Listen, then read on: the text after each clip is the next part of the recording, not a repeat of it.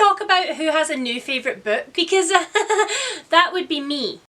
Hi guys, it's Leanne and I am here today with a rave review of one of my most anticipated books of the year. Don't you just love it when that happens? When you have read a synopsis for a book and you have waited for it and you've been excited and it doesn't let you down. And not only does it not let you down, but it actually makes it to the top of your very favourites of all time list. And what is that book? I hear you ask. Well, I shall tell you. It is none other than the wonderful Jane Harper, the author of my beloved The Dry and Force of Nature's brand new standalone book, The Lost Man. So The Lost Man, which actually looks like this if you live in the UK or this if you live, well, pretty much anywhere else, but specifically Australia or the US, is all about a family that lives in the very remote outback of Australia on a cattle station. We are introduced at the beginning to Nathan, who has had a call from his farm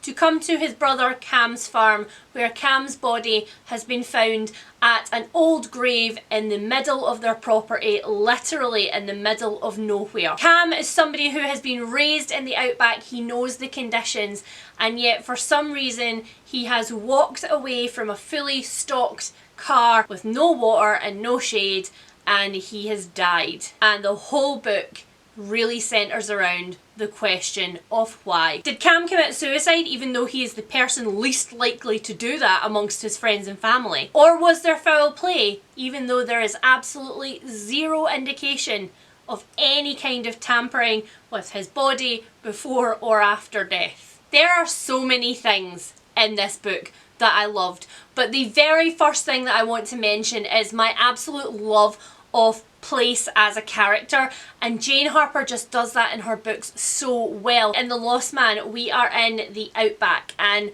the outback is so much more remote than I could ever have imagined. This book is absolutely chilling in its description of the landscape. I just couldn't get over how primitive it seemed for the modern day, that these people were living so out of touch with everything. They have flying doctors' kits in their house and they just have to hope that if they get hurt they're near a radio and they're near their kit so they can administer their own morphine until a flying doctor can get there to help them. We really mostly follow Nathan in this novel, who is the eldest brother, and he has had a hard time in his life. Without giving away any of the plot or the whys or wherefores, Nathan can literally go weeks or months without talking to one other living person, which even for somewhere as remote as they are, is pretty unheard of. Nathan's being so alone looks at what it does to his mental state, and what his mental state then brings into this mystery. He's completely untrained, he's been on his own for a long time, and he's now coming into this really twisted family dynamic that he had left behind. And he has to then unpick what alarm bells he's getting are actually just his feelings being so out of the loop versus maybe his family's feelings of him coming back in and kind of insinuating himself there, or so they think. The other thing that I love most about this novel is that Jane Harper literally takes all of your ideas of toxic masculinity, puts them in a mason jar and just smashes them on the floor and then dances on the ruins. These are tough men who come from tough families, and those families have been in these outback towns for generations, and they have set ways that things are done, set ways that men are supposed to behave. And Nathan has a few things in his past which makes him question whether he is a good man or not, whether he is a man who gets things done or whether he shirks his responsibilities, and what that actually says about him. She's not afraid to discuss depression, loneliness, fear, anxiety. All of these men, but particularly Nathan, who I became so emotionally attached to so early on in this novel. This novel's about, I would say, maybe a bit less than 350 pages, and by at least page 30 I was gripped with Nathan's story. I wanted to know how he was going to cope with what happened. I wanted to know what was going to happen to him. I just cared about him so much, and that is another talent that Jane Harper has, because in this novel we also have Cam, who is essentially the dead body at the start. If this was traditional crime, there's a good chance that that dead body would be left with very few emotions attached to it. We know somebody's dead, we know it's impacted these other people, we get a few traits here and there about the dead person, but we don't ever actually get emotionally attached to them. We're emotionally attached to our investigators, right? We're emotionally attached to the people who are actually going through the hard slog of finding out what happened. But not so in this one. Cam was somebody that I needed to know about. I had to know if he was depressed. I had to be able to explore that depression. And what she does with our perceptions of Cam's character as things unfold and as we learn new things during this novel just blew my mind. I cannot believe how much of a journey I had through Cam's character. But don't think that there are not strong women in this novel, because although this novel is primarily about Nathan and his brothers, it's also about the lives that branch off from them. It's about Cam's wife, it's about Nathan's ex-wife, it's about Cam and Nathan's mother, and how these people exist on these remote outback farms while the men primarily do the hard work, because that's the way it's always been.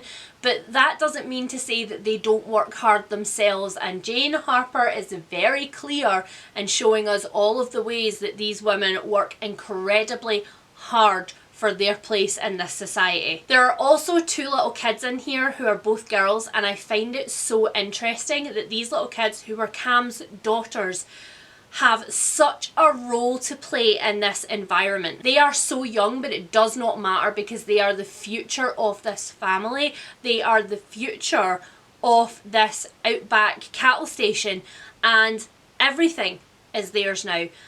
And how they feel about it is so interesting to me, and how everybody else feels about the kids and interacts with them is so interesting.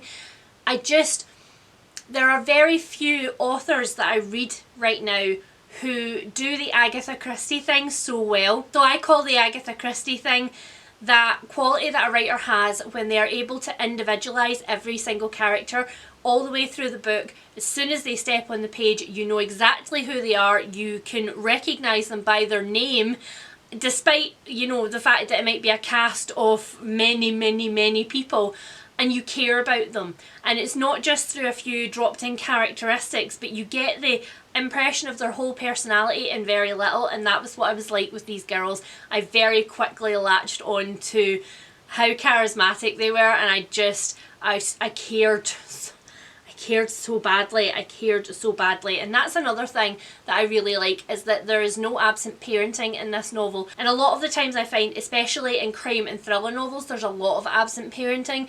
The kids are left to run amok. They're used as plot points rather than, you know, actually trying to impart any kind of care to them throughout the book. Or something happens to the parents or the parents' family and the kids just get dumped somewhere, and you find out through 2 or 3 lines that, oh, they're staying with auntie such and such now, but we don't actually get to see the impact on those kids. That is not so in any of Jane Harper's novels, but especially this one. There is so much parenting in this one, and so many questions about what is the right thing and how can you do the right thing, and it's so good. This book also does one of my other most favoritist ever things in a thriller, in that it does dual timelines, but not through flashbacks. In thrillers, a lot of the conceit is that things have happened off the page, and a lot of the time we will find out about things that have happened in the past or the far distant past by being there. So we'll see a little bit of that scene, and then we'll move back and we'll be with our normal present day characters again. And that's great. You know, it can be done really, really well, but a lot of the times it's not. And Jane Harper she tells a backward story while our present plot is ever moving forward. We don't get flashbacks, we don't get scenes in the past, we get stories. And these stories are essentially oral folk tales. They're oral storytelling. They're things that have been absorbed by this community in the middle of nowhere, and they're retold through various different points of view with little additions or subtractions, and you never entirely know exactly what the real story is, and you never actually will, but it doesn't matter because everybody's variation on that story adds a little something and is so important. You can get the same story 10 different ways, but that doesn't mean those 10 different people will have seen, heard or felt the same things, and everybody has a little bit of input to what eventually happens, and it's so smart. It's so smart. I was blown away by the way that she did it. And so finally, for those of you who are fans like me of Jane Harper's previous novels, you will know that the 2 other novels she has out are part of a series. They're part of the Aaron Falk series, and Aaron Falk is an investigative fraud detective who unfortunately gets dragged into lots of things involving bodies and never really enjoys it. And there is a crossover in here. I'm not going to tell you what it is, but there's a tiny Easter egg in there, and it made me so happy. It was so subtle that I read past it, and I actually had to have it pointed out to me, and I went back and I read it and I screamed because it's such a nice little Easter egg for her fans. It's a nice way to know that all of these worlds are connected and they're happening in the same place. And what I love about that is that it kind of leaves it open for these characters to come back later at some point. Although this is a standalone novel and what happens is very much standalone, it doesn't mean that this place that she has created won't continue on in future novels, or that Falk won't for some reason or other end up here, and it just makes me so happy. I just need more books. Jane. Just buy it, it's amazing. Okay, bye. I want to read it again right now.